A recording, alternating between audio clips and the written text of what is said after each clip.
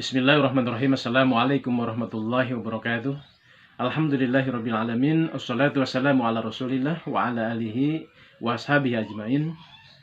Saudara-saudara kaum muslimin rahimakumullah, berjumpa kembali di acara pengajian pagi di channel Hal Biasa. Semoga Allah Subhanahu wa taala berkenan memberikan kesehatan dan kabar kebaikan kepada kita semua. Saudara-saudara kaum muslimin rahimakumullah, kita pasti mengetahui bahwa setiap perkara memiliki tujuan. Allah Subhanahu wa taala menciptakan kita pasti memiliki tujuan. Buku ditulis dan kita beli juga memiliki tujuan. Setiap perkara memiliki tujuan. Demikian pula agama Islam yang Allah wahyukan kepada Nabi Muhammad SAW juga memiliki tujuan. Di setiap perkara untuk mencapai dan mewujudkan tujuan dari sesuatu, yang pertama pasti memerlukan sebuah upaya, memerlukan sebuah usaha, memerlukan sebuah pengorbanan dan perjuangan. Apalagi kalau tujuan tersebut menyangkut perkara-perkara yang besar dan utama dalam kehidupan manusia. Kemudian yang keduanya, di dalam upaya mencapai tujuan terhadap hal apapun, pasti akan dihadapkan akan berupa rintangan, tantangan, halangan, permusuhan, dan orang-orang yang senantiasa datang untuk menjegal apa yang sedang diperjuangkan oleh orang-orang yang hendak mewujudkan tujuan hal tersebut. Demikian pula Islam. Ketika Islam memiliki tujuan tertentu, akan dihadapkan dengan berbagai tantangan dan halangan. Tantangan dan halangan seperti apa? Inilah yang akan kita bahas dalam kesempatan kali ini. Dan mudah-mudahan terhadap apa yang saya jelaskan nanti, ini hanya sekedar diskusi. Kalau ada masukan, kalau ada semacam kritik dan saran, silahkan disampaikan. Karena pada dasarnya kita sebagai manusia bukanlah pemilik kebenaran, tetapi orang-orang yang cinta kebenaran, orang yang berproses menuju kebenaran, selama memang niat kita adalah untuk mencari kebenaran. Sahabat-sahabat hadirin kaum muslimin rahimakumullah, sebelum kita membahas lebih jauh tentang tantangan yang akan dihadapi dan senantiasa dihadapi oleh Islam dalam mewujudkan apa yang menjadi tujuan daripada Islam, maka ingin saya sampaikan terlebih dahulu tentang tujuan daripada Islam. Yang pertama, tujuan daripada Islam adalah membebaskan manusia dari perbudakan terhadap sesamanya. Karena kita melihat banyak manusia yang memperbudak sesamanya, padahal setiap orang lahir ke dunia dalam keadaan bebas. Kemudian Islam hendak mengarahkan agar manusia secara bersama-sama tunduk dan patuh serta beribadah kepada Allah Subhanahu wa taala semata. Inilah tujuan daripada Islam. Yang kedua, tujuan daripada Islam adalah mewujudkan kehidupan yang penuh dengan keadilan dan kesejahteraan dan terhindar dari berbagai penderitaan dan kezaliman. Inilah tujuan daripada datangnya Islam, yaitu hendak menghadirkan kehidupan yang penuh dengan keadilan dan kesejahteraan, hidup dalam kemakmuran dan jauh daripada penderitaan dan kezaliman. Yang ketiganya, tujuan daripada Islam yang diturunkan oleh Allah Subhanahu wa taala adalah untuk membebaskan manusia dari sempitnya dunia menuju lapangnya akhirat. Dunia ini seandainya menjadi tujuan dan cita-cita tertinggi umat manusia, sungguh disayangkan. Pertama, dunia ini sifatnya hanya sekedar dipergilirkan dari satu tangan ke tangan yang lain. Yang hari ini berkuasa, dulunya tidak berkuasa. Dan yang hari ini berpuasa, esok atau lusa dia akan menjadi orang biasa-biasa saja, digantikan oleh pemimpin selanjutnya. Kemudian yang keduanya, kita lihat bagaimana dunia ini hari ini hijau ranau, esok kering kerontang menguning, bahkan tiada bekas. Dan manusia yang hidup di atas bumi pun pada akhirnya akan mati meninggalkan dunia. Sehingga cita-cita dunia ini, cita-cita yang bersifat duniawi ini hanya bersifat sempit semata. Maka Islam datang untuk membebaskan manusia dari sempitnya dunia menuju lapangnya akhirat. Sehingga manusia memiliki cita-cita bukan hanya sekedar urusan dunia. Silahkan memiliki cita-cita dunia, tetapi itu tidak cukup bagi hidup manusia yang diciptakan oleh Allah Subhanahu wa Ta'ala sebagai makhluknya yang paling mulia. Allah pun memberikan jalan bagi setiap orang, setiap diri manusia untuk mencapai cita-citanya, hidup bahagia nanti di akhirat kelak, dan jalannya adalah Islam. Berikutnya yang merupakan cita-cita atau harapan dan tujuan daripada Islam untuk umat manusia adalah membebaskan manusia dari ketersesatan agama-agama yang selama ini dianut oleh manusia selain Islam. Allah mengatakan, inna dina indallahil Islam. Sesungguhnya agama yang Allah ridhoi dan yang nanti akan dibalas pahala bagi siapa yang telah mengerjakannya hanyalah Islam semata. Itulah tujuan daripada Islam, yaitu membebaskan manusia dari ketersesatan agama-agama menuju cahaya daripada Islam. Berikutnya tujuan daripada Islam adalah menjadikan agar di setiap urusan hidup manusia, apalagi ibadahnya, dalam urusan duniawinya, Islam bertujuan agar hidup manusia senantiasa terkait, teringat, berjalan menuju Allah Subhanahu wa Ta'ala. Ketika makan, dia membaca doa untuk ingat kepada Allah. Ketika tidur, ketika menikah, ketika mencari nafkah, ketika berkerabat, bergaul, berwisata, dan lain sebagainya. Islam memberikan suatu arahan agar manusia menuju Allah semata.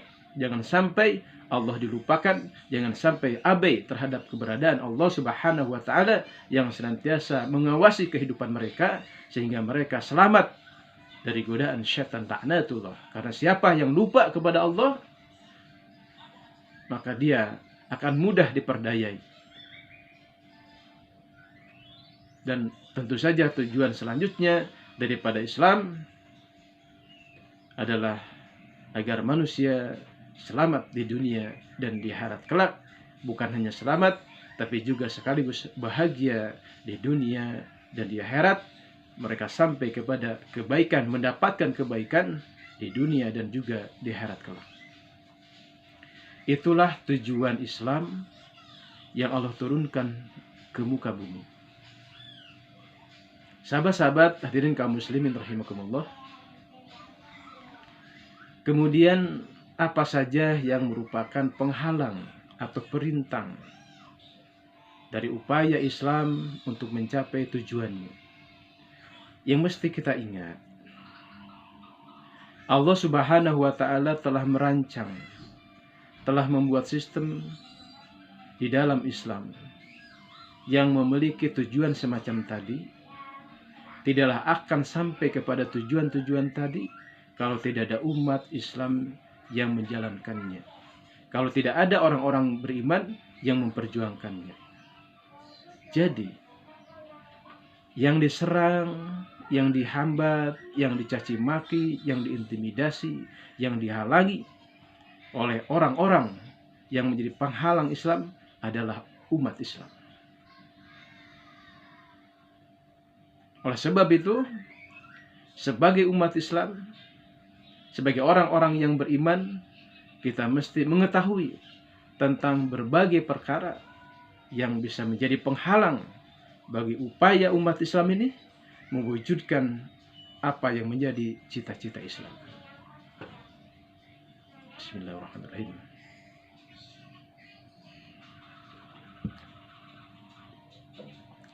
Sahabat-sahabat yang dirahmati dan dimuliakan oleh Allah Subhanahu wa taala, batu sandungan Islam untuk mewujudkan cita-citanya terdiri banyak perkara. Akan tetapi juga saya mesti menyampaikan terlebih dahulu bahwa kunci utama kejayaan Islam, kunci utama mewujudkan apa yang menjadi tujuan dan cita-cita Islam terhadap umat manusia, kuncinya adalah tauhid. Kuncinya adalah akidah dan kuncinya adalah syariah serta jamaah. Tauhid, syariah, jamaah dan sunnah. Tauhid adalah keyakinan kepada Allah Subhanahu wa taala bahwa Dia adalah yang berhak untuk disembah dan tidak ada yang sama dengannya dan tidak ada sekutu baginya. Kemudian yang keduanya adalah syariah, yaitu tata aturan yang menjadi dasar dan pola kehidupan muslim di setiap perkara duniawinya, apalagi ibadahnya. Yang ketiga yaitu jamaah, yaitu kebersamaan dan kebersatuan umat Islam atau persatuan umat Islam yang merupakan pokok dan akar daripada keberadaan umat. Tanpa jamaah maka tidak ada umat. Yang ada hanya pribadi-pribadi saja. Dan ini merupakan sesuatu yang tidak akan bisa memberikan guna dan manfaat yang lebih besar bagi mencapai upaya mencapai tujuan daripada Islam. Kemudian yang keempatnya adalah sunnah. Dan sunnah ini adalah bagaimana ajaran Rasulullah SAW secara faktual dan sosiologis serta di lapangan dalam menghadapi setiap tantangan, setiap kesempatan, dan setiap perihal dalam upaya mewujudkan baik ajaran Islam ataupun tujuan-tujuan daripada Islam. Inilah 4 kunci untuk menghadirkan kekuatan mewujudkan tujuan Islam. Sehingga perkara apa saja yang bisa menghancurkan tauhid dari dada kaum muslimin, yang bisa merusak jamaah umat Islam, atau yang merusak syariah yang mesti dipegang oleh umat Islam dan merusak as-sunnah, maka inilah perkara-perkara pokok yang bisa menghancurkan segala sesuatu yang ada dalam diri kaum muslimin. Sebab kaum muslimin kalau tidak memiliki 4 perkara itu sudah tidak ada lagi hal yang bisa diharapkan dari dirinya. Tauhidnya rusak, diganti dengan kemusyrikan. Syariahnya rusak, diganti dengan hukum-hukum jahiliyah. Sunnahnya rusak, diganti dengan amalan-amalan bid'ah. Jamaahnya rusak, diganti dengan semangat al-sabiyah. Lalu apa yang diharapkan dari kaum muslimin jika keadaannya semacam itu? Oleh sebab itu, perkara apa saja yang bisa merusak tauhid, merusak as-sunnah dari kaum muslimin, merusak jamaah kaum muslimin, dan merusak tata aturan kehidupan yang bersyariah di tengah kaum muslimin, itulah yang pertama kali harus diwaspadai dan harus dihindari dan dijaga umat Islam dari perkara-perkara yang bisa menyebabkan mereka hancur di 4 perkara tadi. Itulah kunci bagi kaum muslimin untuk mencapai tujuan daripada agamanya. Saudara-saudara kaum muslimin rahimakumullah,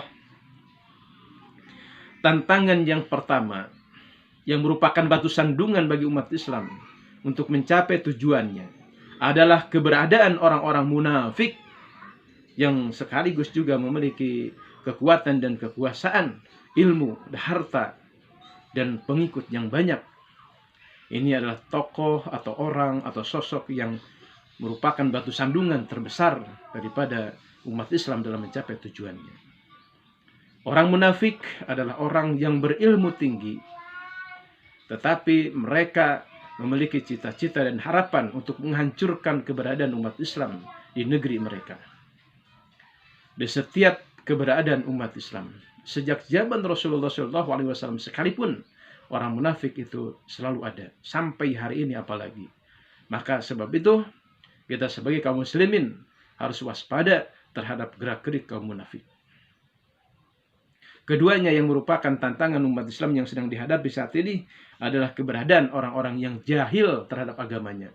Mereka adalah orang-orang yang cerdas dalam urusan dunia, Mereka bisa menguasai pemerintahan, perniagaan, kebudayaan, sosial, politik, militer, kemudian perekonomian, sandang dan pangan, serta keuangan. Tetapi mereka bodoh di dalam masalah agama, dan mereka memiliki cita-cita untuk meniru orang yang fasik dan orang munafik. Inilah orang yang jahil. Mereka bodoh terhadap agama, dan mereka mengikuti jalan orang-orang yang ingkar kepada Allah Subhanahu wa Ta'ala, dan tidak pernah menunjukkan sedikit pun keberpihakannya kepada Islam dan kepada umatnya. Seperti apa gambaran mereka dalam kehidupan sehari-hari kita saat ini? Maka kita akan bisa menemukannya di setiap momen, baik melalui berita ataupun yang bisa kita amati secara langsung. Inilah batu sandungan umat Islam yang kedua untuk mencapai cita-citanya. Kemudian yang ketiganya, kita sering mendengar kalimat ulama su. Siapa ulama? Ulama ini adalah orang yang paham terhadap rahasia-rahasia agama, paham terhadap rahasia Al-Quran. Mungkin mereka memiliki lembaga pendidikan, mungkin mereka memiliki banyak pengikut, tetapi keulamaannya, kepahamannya terhadap ilmu agama tidak dipergunakan untuk mengangkat keberadaan dan nasib kaum muslimin, dan tidak dipergunakan untuk mengangkat kalimatullah. Ulama su adalah keberadaan yang niscaya dalam kehidupan kaum muslimin, yang umat Islam mesti waspada terhadap perkataannya, karena dia menggunakan lisan Islam, menggunakan pakaian Islam, menggunakan lembaga Islam, menggunakan tata cara ibadah-ibadah Islam, tetapi mereka mengajak manusia ke jurang neraka. Banyak manusia yang tertipu dengan keberadaan ulama su, sehingga mereka tidak bisa lagi membedakan mana yang hak dan yang mana batil. Bahkan yang batil dikatakan hak dan yang hak dikatakan batil. Itulah kerjaannya ulama su. Dan bila itu terjadi, maka cita-cita Islam, cita-cita umat Islam menjadi terhambat dengan keberadaan ulama su ini. Kemudian berikutnya, hadirin kaum muslimin rahimakumullah, yang merupakan batu sandungan di tengah umat Islam adalah kegemaran umat Islam mengikuti ajakan hawa nafsunya, baik yang berurusan dengan harta, wanita, tahta, dan lain sebagainya. Sehingga di setiap perkara yang mereka lakukan tidak pernah lepas dari perkara yang haram. Yang haram mereka ambil, yang halal mereka abaikan. Sehingga ketika mereka terkait harta, wanita, dan jabatannya, penuh dengan fitnah bagi diri mereka sendiri. Dan ini merupakan batu sandungan dalam mewujudkan cita-cita Islam di tengah kaum muslimin, dan cita-cita kaum muslimin di tengah kehidupan mereka. Keberadaan orang-orang yang selalu mengikuti hawa nafsu, bahkan menjadikan hawa nafsu itu sebagai Tuhan mereka. Dan fakta ini begitu banyak karena memang disokong dan didukung oleh orang-orang yang saat ini berada di puncak kekuasaan secara internasional, yang mereka itu bukanlah terdiri atas orang-orang yang beriman dan memiliki akhlak yang mulia serta menegakkan keadilan di muka bumi. Merekalah yang menyokong. Kenapa di tengah umat Islam, di negeri Islam, di kota-kota Islam, di wilayah Islam, senantiasa banyak orang-orang yang bermaksiat kepada Allah Subhanahu wa Ta'ala dan melalaikan apa yang menjadi kewajiban mereka kepada Allah berupa ibadah-ibadah, karena mereka mengikuti hawa nafsu. Kemudian berikutnya adalah sifat-sifat, perbuatan-perbuatan, dan kegiatan-kegiatan yang tidak lepas dari apa yang disebut dengan kemusyrikan, padahal dilakukan oleh orang-orang Islam yang mengaku Islam maksudnya. Sebagai contoh misalnya, perbuatan-perbuatan tersebut yang termasuk kemusyrikan, khurafat, tahayul, yaitu keyakinan-keyakinan yang tidak ada dasarnya sama sekali di agama. Terhadap perkara-perkara yang gaib, pendukunan, perdukunan, dan perkara-perkara yang semacam itu sering kita lakukan. Maksudnya sering kita saksikan dilakukan oleh orang-orang yang mengaku beragama Islam. menyembah kepada pohon, menyembah kepada roh, menyembah kepada laut, menyembah dalam arti menundukkan dan memberikan kemuliaan kepada mereka, mencintai mereka, dan menundukkan diri mereka di hadapan perkara-perkara tersebut yang seharusnya merupakan haknya Allah, seperti misalnya minta pertolongan, padahal tidak ada yang bisa dimintai pertolongan secara gaib kecuali hanya Allah semata. Perkara-perkara semacam ini masih ada, masih banyak, masih kuat terjadi di kalangan orang-orang yang mengaku beragama Islam, yaitu di kalangan umat muslimin, di antara umat muslimin yang tentu saja hal ini merusak ketauhidannya. Bahkan ada juga di antara orang-orang yang mengaku sebagai orang Islam tapi melakukan penyembahan terhadap apa yang disembah oleh orang-orang kafir, padahal kita sudah mengatakan la a'budu ma ta'budun. Kita tidak akan beribadah kepada apa yang orang kafir sembah. Tapi kalau kemudian umat muslimin melakukan penyembahan terhadap apa yang disembah oleh orang kafir, inilah yang ternyata masih banyak terjadi di tengah kaum muslimin.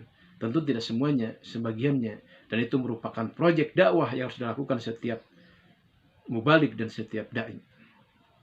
Sahabat-sahabat kaum muslimin rahimakumullah, itulah satu batu sandungan dalam hal terkait akidah Islam. Kemudian berikutnya adalah hukum jahiliyah. Apa itu hukum jahiliyah? Hukum jahiliyah adalah hukum yang menentang syariat Islam.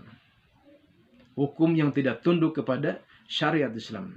Termasuk kebiasaan jahiliyah yang menjadi hukum tersebut adalah menyingkirkan apa-apa yang telah Allah syariatkan untuk mengatur kehidupan manusia. Ketika umat Islam tidak berdaya, ketika umat Islam kenyataannya mereka tidak mempergunakan hukum-hukum Allah dalam hal nikahnya, dalam hal makanannya, dalam hal keuangannya, dalam hal rumah tangganya, dan dalam berbagai aspek kehidupannya, lalu mereka mempergunakan hukum-hukum selain yang Allah syariatkan, itulah yang disebut dengan hukum jahiliyah, dan ini merupakan kenyataan yang tidak bisa kita tutup mata atas keberadaannya. Dan ini merupakan batu sandungan bagi Islam untuk mengantarkan umat manusia kepada tujuan-tujuan tadi. Sahabat-sahabat sekalian, berikutnya adalah sistem pendidikan, baik yang ada di keluarga ataupun yang diselenggarakan di tengah masyarakat. Sistem keluarga, maksudnya sistem pendidikan, sistem keluarga dan sistem masyarakat yang tidak dibina di atas asas Islam, yang terjadi di tengah masyarakat Islam, inilah juga yang merupakan batu sandungan terbesar dalam mewujudkan masyarakat Islam yang tunduk kepada syariah dan tunduk kepada apa yang Allah firmankan dalam Al-Quran, baik ibadahnya ataupun syariahnya. Oleh sebab itu, pendidikan tidaklah dapat kita pungkiri bahwa ada pendidikan Islam yang masih mampu melahirkan para ulama, pendidikan yang masih mampu melahirkan para da'i, dan pendidikan yang mampu melahirkan orang-orang yang taat kepada Allah. Akan tetapi juga kita tidak bisa menutupi fakta bahwa sistem pendidikan yang ada hampir di setiap negeri Islam tidak melahirkan secara umum masyarakat yang cinta kepada Islam dan memiliki giroh serta keberpihakan terhadap umat Islam. Di satu sisi kita bersyukur kepada Allah Subhanahu wa taala bahwa masih ada lembaga-lembaga pendidikan yang mampu melahirkan para ulama, dan kita merasa prihatin atas pendidikan umat muslimin secara luas yang masih jauh daripada koridor dan ketentuan serta harapan yang seharusnya diatur oleh agama ini. Terakhir, yang merupakan batu sandungan daripada Islam adalah keberadaan keluarga-keluarga yang awam bahkan jahil terhadap tata aturan Islam. Yang seharusnya keluarga-keluarga muslim tersebut melahirkan anak-anak yang hafal Quran, yang menjadi ahli ibadah, yang cinta kepada Nabi, cinta kepada Islam, cinta kepada umat. Seringkali perkara-perkara ini diabaikan, sehingga dari keluarga-keluarga tersebut lahirlah orang-orang yang sama sekali tidak menunjukkan pribadinya sebagai kaum muslimin atau sebagai muslim. Kita sudah membahas tentang pribadi yang diinginkan oleh Islam, dan pribadi yang diinginkan oleh Islam ini pertama kali lahir dari keluarga Islam. Kalau keluarga Islam awam, jahil, tidak tahu, tidak mau mengetahui tentang bagaimana seharusnya ibu bapak mendidik anak-anaknya agar lahir di tengah keluarga mereka itu anak-anak yang soleh, maka inilah yang merupakan batu sandungan bagi umat Islam dan bagi Islam meraih apa yang dicita-citakannya. Sahabat-sahabat sekalian, satu lagi yang akan kita bahas lebih panjang lagi di dalam kesempatan kali ini, yang merupakan batu sandungan daripada Islam adalah keberadaan musuh Islam.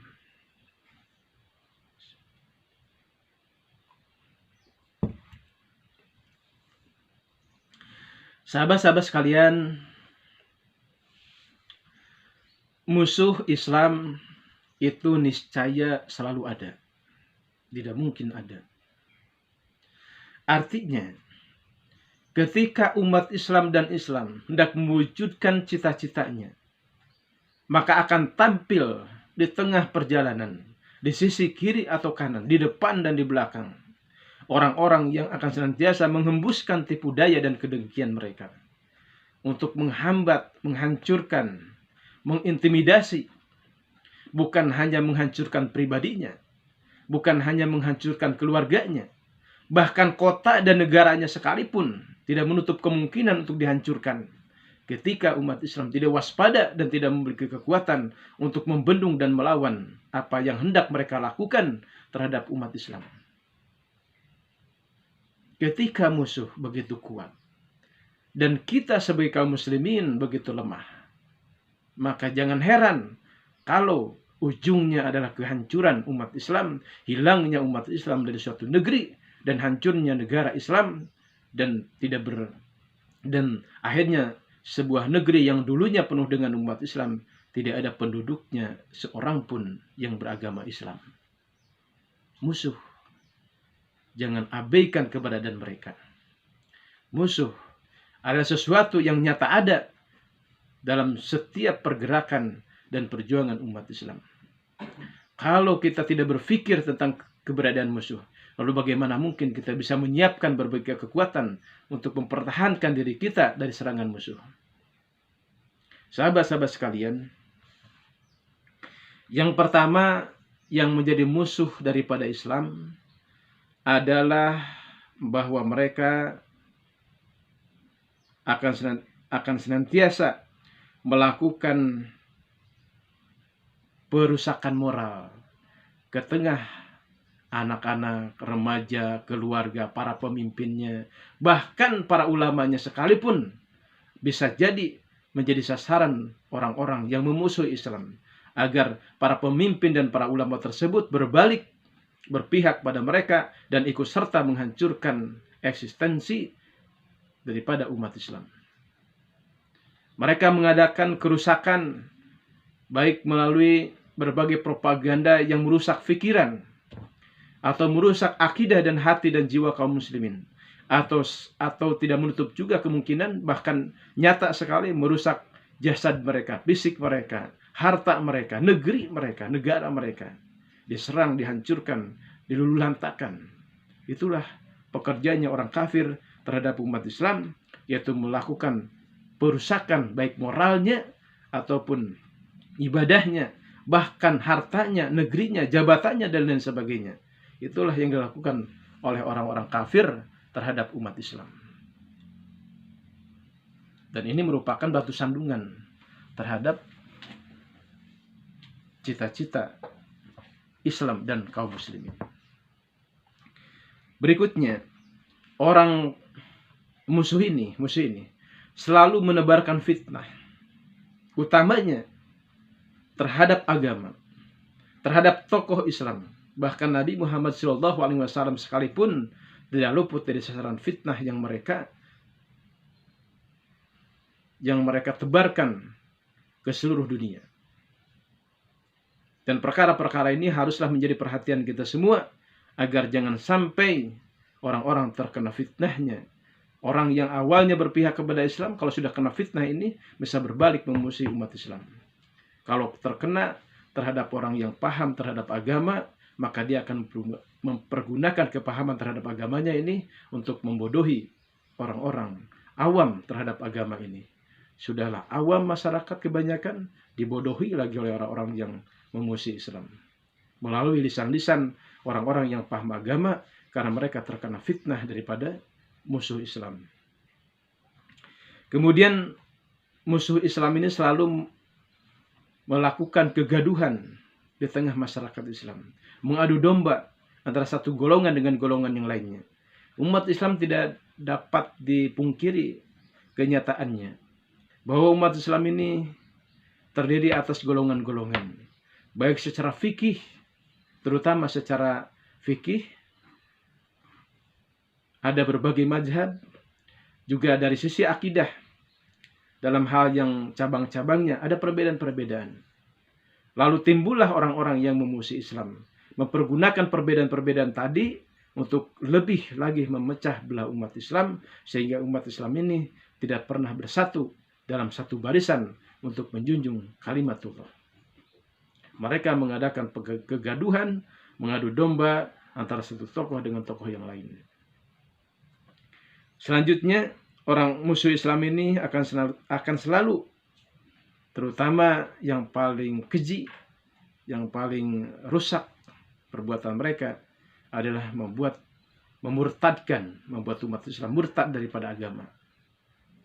Gerakan pemurtadan terhadap umat Islam yang dilakukan oleh agama-agama selain Islam, inilah yang dilakukan oleh musuh-musuh Islam yang harus diwaspadai dan disadari oleh umat Islam. Seperti apa gambaran pemurtadan terhadap umat Islam di sepanjang sejarah dapat kita bahas dalam kesempatan-kesempatan yang lainnya. Hadirin kaum muslimin rahimakumullah, itulah penjelasan secara ringkas tentang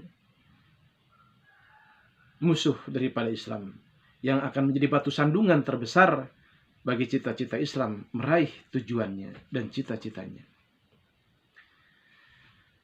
Musuh Islam ini ada di antaranya yang kita sebut sebagai kaum kafirin. Dan di antara kaum kafirin itu ada yang berwujud jin, dan dia adalah iblis yang kita kenal sebagai setan. Setan dan orang kafir selalu bekerja sama untuk menghambat upaya-upaya yang dilakukan oleh umat Islam, oleh orang-orang yang beriman dalam mewujudkan cita-cita dan harapannya. Orang kafir itu ada yang sangat tentara permusuhannya terhadap umat Islam, dan dia adalah Yahudi, yaitu orang-orang yang sesat. Dan ada Nasrani, yaitu orang-orang yang sesat juga. Mereka beragama, tetapi dengan agama yang salah, karena agama yang benar hanyalah Islam. Di Al-Quran dijelaskan betapa mereka memusuhi umat Islam. Penjelasan-penjelasan lebih luas dan terperinci tentang perkara ini bisa kita bahas di kesempatan yang lainnya. Marilah kita simpulkan dari materi yang hari ini sudah dijelaskan sejak awal tadi, bahwa Islam memiliki cita-cita, dan dalam cita-cita tersebut harus ada upaya untuk meraihnya. Upaya apa saja yang mesti dilakukan, ini belum kita bahas, baik secara global ataupun secara terperinci. Nanti kita akan bahas dalam kesempatan-kesempatan yang lainnya. Dalam kesempatan yang sudah kita lewati tadi, kita fokus tentang hambatan dan batu sandungan yang dihadapi oleh umat Islam dalam meraih dan mewujudkan cita-citanya. Mudah-mudahan sedikit wawasan ini memberikan kepada kita secercah cahaya untuk melihat fakta-fakta kehidupan yang sedang kita hadapi saat ini dan yang pernah dihadapi oleh umat-umat Islam terdahulu, agar kita menjadi seseorang yang bisa berhitung untuk bertindak, beramal, dan melakukan kebaikan di tengah kehidupan untuk kepentingan agama, untuk kepentingan umat muslimin, dan kepentingan umat manusia pada umumnya, agar nanti tumbuh subur di jiwa-jiwa kita kecintaan terhadap Islam, kecintaan terhadap umat, dan kecintaan terhadap Rasulnya, dan kecintaan utamanya adalah kecintaan kepada Allah Subhanahu wa Ta'ala. Sahabat-sahabat hadirin kaum muslimin rahimakumullah, mungkin itulah yang bisa saya sampaikan dalam kesempatan kali ini. Mudah-mudahan ada manfaatnya. Terima kasih atas segala perhatiannya. Semoga Allah Subhanahu wa Ta'ala memberikan kepada kita keberkahan baik dari langit maupun bumi, dan diberkahi setiap perkara yang sedang kita upayakan, dan dijauhkan dari perkara-perkara yang bisa menghancurkan dan menghinakan. Assalamualaikum warahmatullahi wabarakatuh.